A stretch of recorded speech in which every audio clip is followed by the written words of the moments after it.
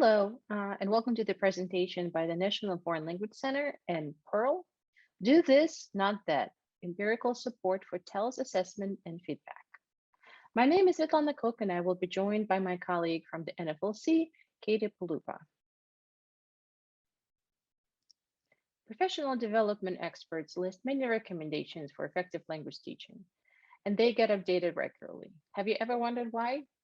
As teachers and researchers learn more about what it means for the student to know the language, the recommendations for effective instruction take a new form. This presentation and TEL more generally intends to align the teacher's perspective on language learning with the current state of the art in educational linguistics. What is TEL? The Teacher Effectiveness for Language Learning, or TEL for short, is a project of the National Foreign Language Center, and it is a collection of products and processes that can be used to enhance the effectiveness of world language teachers. TEL built on research that student achievement is influenced more by an effective teacher than any other factor. The heart of the TEL project is the Teacher Effectiveness for Language Learning framework, which is supported by a variety of tools and resources. But what makes an effective world language teacher? Although a great deal is known about effective world language teaching, the collaborators of the TEL project discovered that there is no one place where the characteristics and behaviors exhibited by effective world teachers are clearly defined. If the profession needs world language teachers to do their part in effectively preparing students to live in a world of increasing international interactions, then it must be able to clearly state what it means to be effective. TEL consists of 7 main domains. The focus of today's presentation will be only one of the domains, which is performance and feedback. As a result of this presentation, you will be able to name 5 core criteria of the performance and feedback TEL domain. You will be able to apply criteria from TEL's performance and feedback domain to identify successful teaching practices. And you will be able to utilize research findings on performance and feedback to effectively support your students' proficiency growth. The focus of today's presentation is the performance and feedback domain of the TEL framework. It specifically addresses the question, how do teachers and students use performance and feedback to advance student learning? Just to give you a preview of the organization of the performance and feedback domain, each domain consists of several criteria, in our case labeled as PF1, PF2, etc. Each criteria represents one of the main ideas of the domain. Each criteria is accompanied by several subcriteria, which more specifically outline what the teacher needs to do in the classroom to assure that the main criterion is met. The first of the TEL performance and feedback criteria deals with measuring language growth through performance assessments. Before Lana goes into the research literature that supports these criteria, let's take a minute to consider which of the following are true about performance assessments. First, performance tasks can be aligned to proficiency targets. Performance tasks should have real-world contexts. Present, practice, produce methods work well for teaching performance tasks. And performance tasks provide opportunities for feedback to students about how well they meet performance objectives.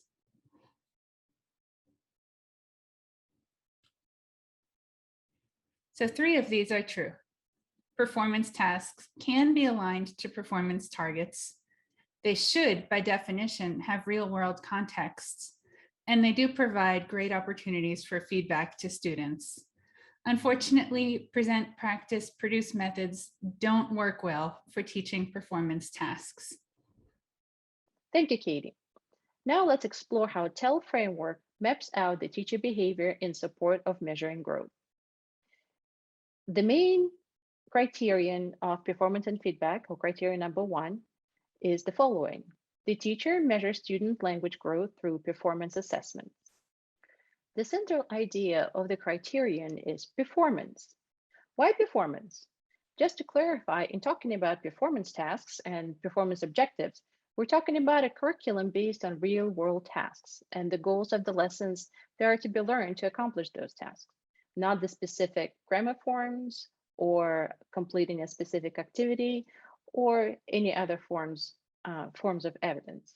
We're looking for tasks that prepare our students to perform in the language, to function in the language. There are several pieces of evidence that support this criterion. First of all, there is evidence that traditional grammar translation practice or tradition methodology, as in present, practice, produce pedagogies, are less effective than task-based language teaching. One very important and specific feature of TBLT is starting backwards or designing the curriculum based on needs assessment. So first, the teacher is supposed to evaluate what are the objectives, what are we trying to teach, and what task the student should be able to complete. And from that objective, the teacher builds the curriculum backwards and trying to build up the sequence of specialized performance tasks that will support and scaffold the final performance. So there's also evidence showing that the links between the learning objectives and assessments and classroom activities are more articulated in a backwards design. And backwards design also allows to see the bigger picture. So it's not just what we're learning today, but what we're going to be learning at the end of this week, in a week, next month, and what the students are expected to know by the end of the school year. As a result of that, the tasks are supposed to be carefully sequenced, and they should build upon the skills developed in the previous iteration of performance tasks. And they're also, the development is, the sequence through the tasks should be supported by descriptive feedback of the teacher and very specific feedback so that the students can readily integrate that information and improve their future language performance. Another focus of effective teaching is the social aspect of performance tasks. There has been recent developments in sociology and neuropsychology that indicate that the language knowledge that is acquired by the students through interaction and through communication enables learning to become embodied, which benefits a lot of aspects of language learning, like fluency, memory, and accuracy as well. Let's consider what these criteria look like in a real-world situation. Imagine that your teaching colleague wants to use task-based performance objectives. They select a real-world context of going to a restaurant. They share their lesson plan with you, and here are the 3 activities. First, discuss with students what they know about food in the target culture. Second, give the students a script between a server and a customer in a restaurant to practice with partners. And then third, have the students create their own server customer scripts. What feedback would you give to your fellow teacher?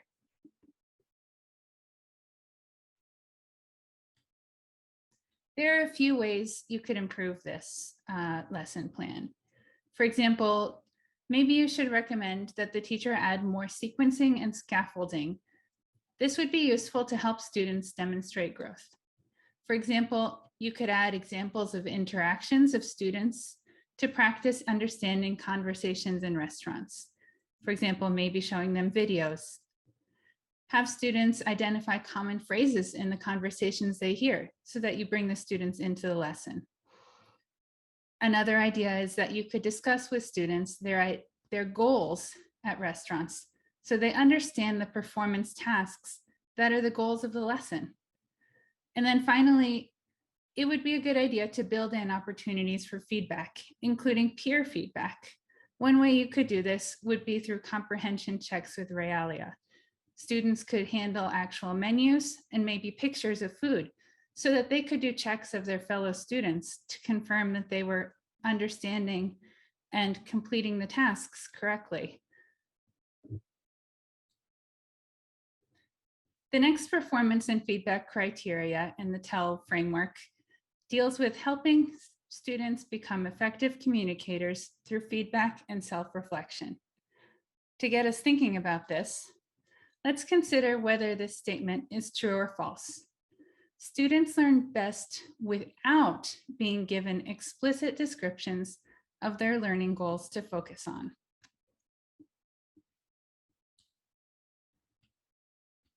This is false. According to the TEL criteria, students should have descriptions of their learning goals so that they know what they're aiming at with the performance objectives. Well, let's review some empirical evidence for the next criterion. The teacher set up clear performance objectives, as we've discussed in performance and feedback criterion 1. But how should the teacher support their students? As you have probably guessed, the second criterion's focus is on feedback. Criterion number 2 states that the teacher helps students become more effective communicators by providing feedback and encouraging peer feedback and self-reflection. As you can see, there are 2 parts to this criterion. One is focus on the role of the teacher, and the teacher's role in providing feedback and setting clear, achievable objectives. And the second part is the role of the student and other classmates in the classroom and their role in feedback, self-monitoring, and self-regulation. So let's review some of the evidence. Prompts are most effective in the moment of learning, which aligns with one of the SIPE criteria, which states that the most effective learning happens at the time of learning, and feedback is most useful if it occurs close in time to the error that's being corrected or to the performance being shared with the teacher. In terms of what kind of feedback should be provided to the students? Well, there's evidence that both implicit and explicit feedback assist acquisition. However, explicit feedback is generally more user-friendly, and there's a primary reason for that, is that implicit feedback relies on the fact that the student already knows what you're implying, so they can use their internal knowledge to figure out where the gap in their knowledge is. But if the student is very early in the acquisition of a specific linguistic feature, they may not realize what the gap is. So the explicit feedback points the learner directly to the source of the error, and helps the student to realize what the gap is and what needs to be learned further. Another piece of evidence: feedback should be specific, descriptive, and compatible to students' prior knowledge, and this is exactly what where the strength of the concrete example or concrete correction comes in. If it's compatible, if the feedback is compatible with the student's knowledge and they can understand it from the implicit correction. For example, if you just from a recast or from a restatement or a question, a clarification question, then the student will self-correct. But in addition to the teacher's role, the student has to perform a certain role in receiving the feedback, because the feedback, if it's provided by the teacher, it doesn't mean that it necessarily gets accepted by the students. For example, as one of the reasons we just discussed, the student may not be at a language development stage when he is ready to accept that feedback. Another reason is that the student may just disregard, ignore, or just completely misunderstand the focus of the correction. So the better the learner understands what the objectives are, the learning objectives, and where they're going, the better they are in focusing on the pieces of information that they need to learn to move their learning forward. Lana just described to you some characteristics of high quality, effective feedback. Imagine that you take part in a class observation in which students are practicing job interviews with each other.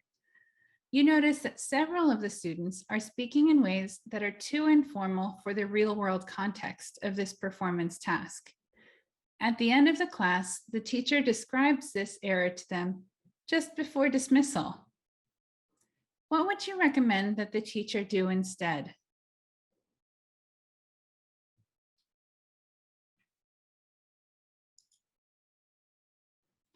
As Lana just described, feedback should first measure effectiveness. So the teacher shouldn't give the feedback without context. They should communicate to the students the implications of the error. It should also be supported by evidence, so the teacher could demonstrate to the students the error they were making and what they should be doing. It should be frequent and descriptive and close in time to performance.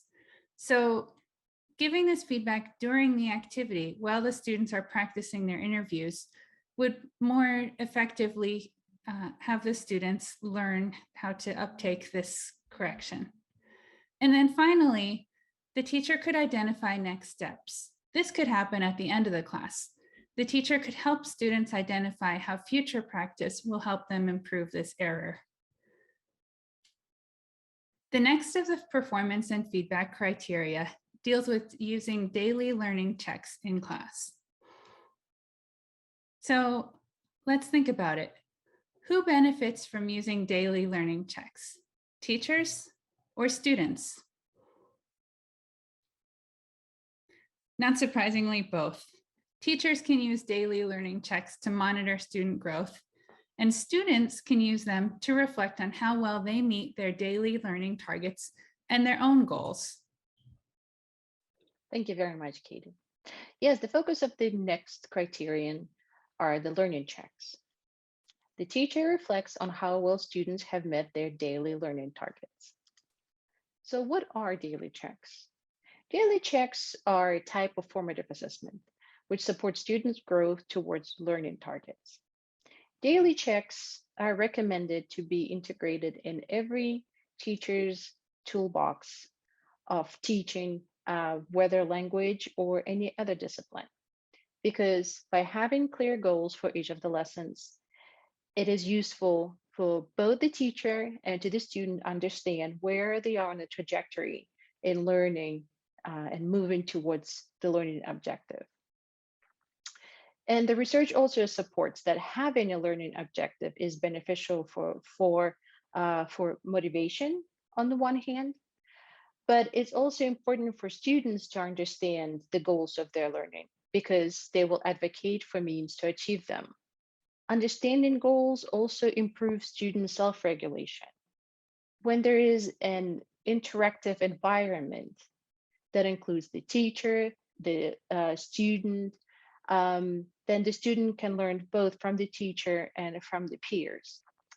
The teacher should also pay attention not only to the class as a whole and move the class towards learning targets, but also try to adapt teaching strategy specifically to individual students, because a lot of students, there are so many different students in the classroom and they're all talented in their own way, but sometimes the teaching strategy that works for most may not work for some. So this is also part of co-regulation. So the teacher should stay attuned to the environment of the class. Lana just spoke to you about the value of daily learning checks and reflecting on these daily learning checks. Imagine you have a substitute teacher cover one of your classes. The substitute reports that they followed your lesson plan and were able to do so successfully. They give you a list of which students were able to reach the performance objectives of the day and which weren't. What other information can you ask for from the substitute teacher? And what will you use this information for? First, you could ask the substitute what steps in the lesson plan contributed to the student's success and which steps didn't. As a bonus, when you're back in the classroom, you can ask the students what parts of the lesson helped them learn the most. You can use this information to inform future lessons, whether you build on the current performance objectives or move on to another. The fourth performance and feedback TEL criteria deals with checking if students meet course objectives. So to get us thinking about that, let's consider this question. Teachers give internal and external assessments. That is to say, assessments that they create and assessments created elsewhere. What different purposes should these assessments serve? Internal assessments serve primarily to track student growth. External assessments, on the other hand, standardize assessments, and they confirm performance toward progress targets. Great, thank you.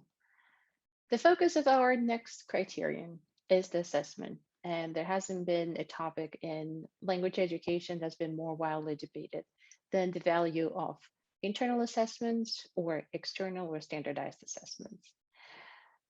And the TEL framework supports the idea that both assessments are necessary, important, and essential for student growth in the language proficiency.